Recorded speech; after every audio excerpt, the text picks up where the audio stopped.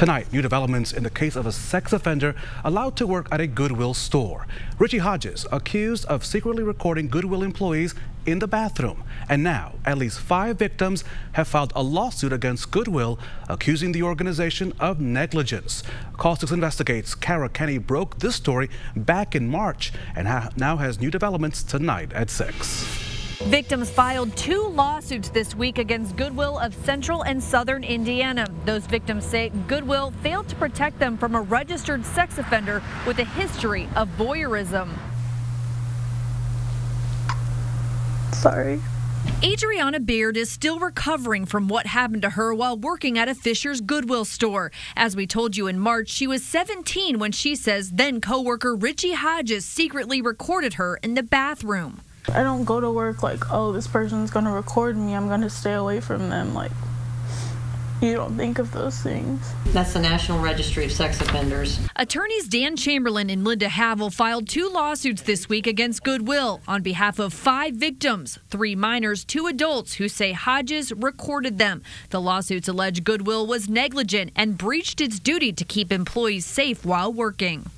Hodges is a registered sex offender with recent convictions for voyeurism and child pornography. Records show he served time in prison from 2012 to 2014. Goodwill should have done a better background check. They should have supervised, really supervised, not just say, hey, look, go in the back and do whatever you're going to do. And even if they are going to hire felons, then they need to be more careful about where they place them in the work environment. Perhaps he could have gone and worked at a distribution center with a bunch of male employees where he supervised 24/7. The lawsuits allege Goodwill failed to inspect its premises on a continual basis. Court documents show Goodwill's loss prevention conducted its own interview with Hodges before police arrived. As a dad, as a person with common sense, don't you think you'd call the police first? Beard told us she wishes Goodwill had warned her and others that Hodges was a registered sex offender.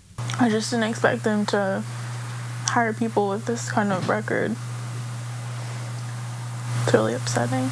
The victims and their attorneys say they're filing suit not just for compensation, but to push Goodwill and other businesses to re-examine their hiring and supervision procedures. They say it comes down to safety for workers and customers. Hopefully, this lawsuit will change the culture of ignorance in businesses here in the state of Indiana. We want to stop this from happening anywhere again in the country. Hodges is no longer with Goodwill. We have reached out to the nonprofit to find out what changes they've made, if any, since we exposed this issue back in March.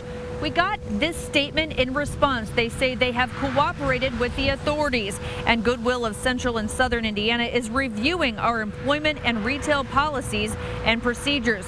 We will keep asking Goodwill what action they're taking. Kara Kenny, RTV6.